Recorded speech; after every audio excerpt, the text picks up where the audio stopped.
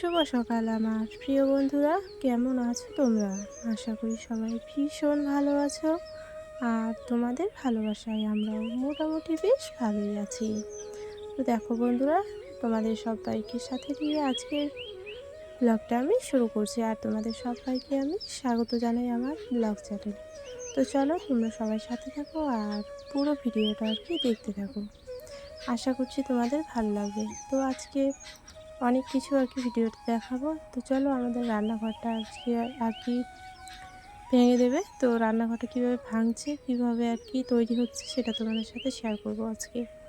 তো এখন কী বলতো, সকাল দুপুরের দিকে আর কি বাবা আর মা মিলে আর কি রান্নাঘরটা ঠিকঠাক করবে। তো এখন ঝাড় দেওয়ার পরে আমি এখন চলে যাব হচ্ছে গরুর গোয়ালটা আর কি ঝাড় দিতে, কারণ ওটাও দিতে হবে, কারণ বাবা এদিকে গরুগুলোকে বের করে দিল।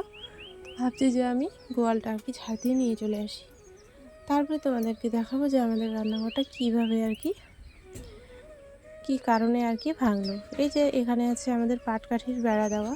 তো এই পাটকাঠির বেড়া দিয়ে আর কি ছাগলের বাচ্চাগুলো আমাদের ভিতরে ঢুকে যাচ্ছে, আর যত কিছু আছে রান্নাঘর সব কিছুতেই আর কি মুখ দিচ্ছে, জলে খাবার সব জায়গাতে আর কি মুখ দিয়ে দিচ্ছে। ওই জন্য মা বলছে যে বেড়াটা আর কি পাল্টে দাও, হচ্ছে বাঁশের বানাও।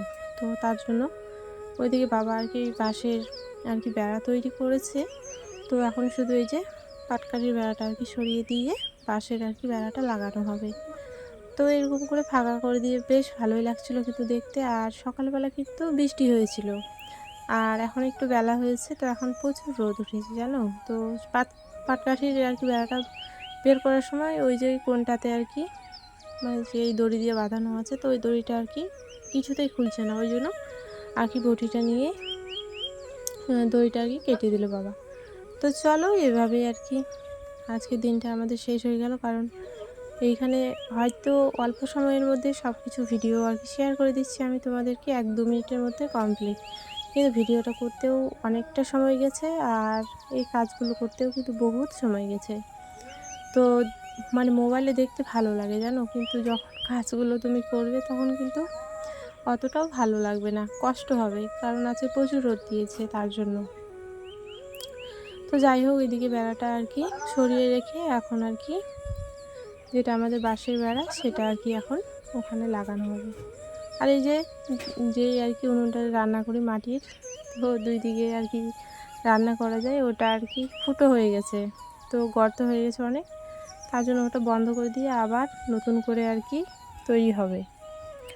তো চলো এদিকে দেখো, খুব সুন্দর লাগছে কিন্তু, মানে বাইরে থেকে খুব সুন্দর লাগছে দেখতে জায়গাটা। তো যাই হোক, এখানে দেখো মা আর কি মাটিগুলো সব ঠিকঠাক করছে, আর বেড়াটা এখন আমাকেও ধরতে হবে, কারণ মা একাই পারবে না, বাবাও পারবে না।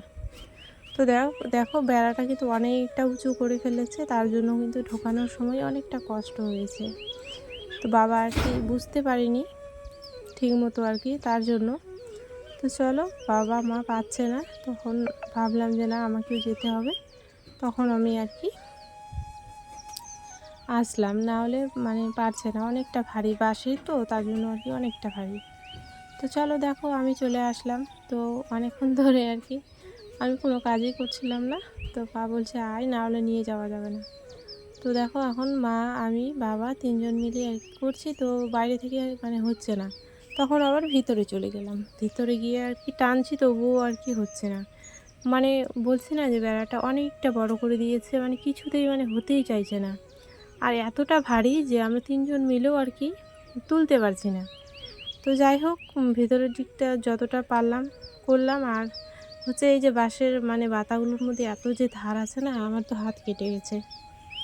তো যাই হোক, এরকম করে ঠেলাঠেলি করে কোনো রকম আর কি লাগাতে পেরেছি, কিন্তু খুব একটা যে ভালো হয়েছে সেটা কিন্তু না, মানে একটু বড় করে দিয়েছে বাতাগুলো, তার জন্য আর কি খুব একটা ভালো হয়নি। আর যদি মানে ঠিক মতো মাপ নিয়ে করতো তাহলে হয়তো মানে ভালো লাগতো বেশি। তো যাই হোক, মানে সামনে আর কি খরার দিনগুলো পড়ুক, কারণ বাড়ির যখন ছাদ দেবো, রান্নাঘর সব কিছু আর কি এগুলো পাল্টাতে হবে, তখন আর কি ওই জন্য অতটা আর কি গুরুত্ব দেইনি। কিন্তু হঠাৎ করে ছাগলগুলো এরকম করে দেবে সেটা বুঝতে পারিনি আমরা, নাহলে এখন ভাঙার কথা ছিল না, কারণ তৈরি করা জিনিস যদি ভাঙো কি না, সেটা তৈরি করতে অনেকক্ষণ টাইম লাগে। তো সেরকম হচ্ছে ব্যাপার। পাট কাঠিটা ভালোই ছিল, এখনও আমাদের ১ বছর কোনো ব্যাপারই ছিল না। তো মানে ইয়ে করা মানে ছাগল ঢুকছে ঠিক আছে, কিন্তু কুকুর যদি ঢুকে যায় তখন কিন্তু আর কি অনেক কিছু হয়ে যেতে পারে। তো তার জন্য আগেই আর কি সাবধান হয়ে যাওয়া ভালো, তাই না? তো বাবা, মা, আমি মানে অনেকক্ষণ অনেক কষ্ট করার পরে আর কি মেলাতে কোনো রকম পেলাম, তবুও ভালো একটা হয়নি, ঠিক আছে? তো যাই হোক, এখন আমি তোমাদেরকে একটু দেখিয়ে দিই কেমন লাগছে আমাদের রান্নাঘরটা।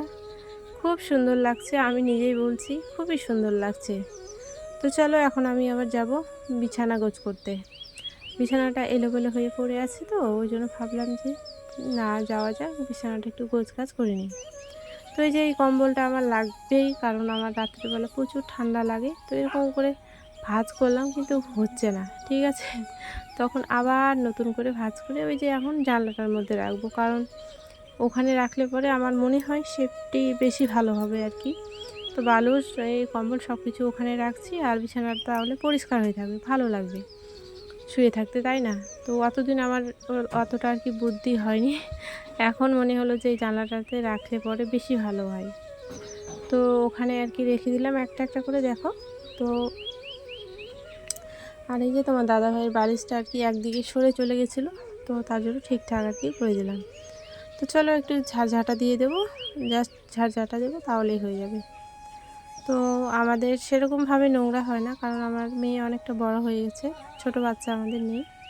যাদের ছোট বাচ্চা আছে তাদের একটু মানে বিছানা নোংরা হয়ে যায় তাড়াতাড়ি খুব, আমাদের সেরকম হয় না। আর ঘরে আমি সেরকম আসিও না, মানে দিনে 1বার 2বার আসি শুধু। তো চলো আজকের মতো ব্লগটা আমি এখানে শেষ করছি বন্ধুরা। তোমরা সবাই সুস্থ থেকো, ভালো থেকো, এটাই আমি ভগবানের কাছে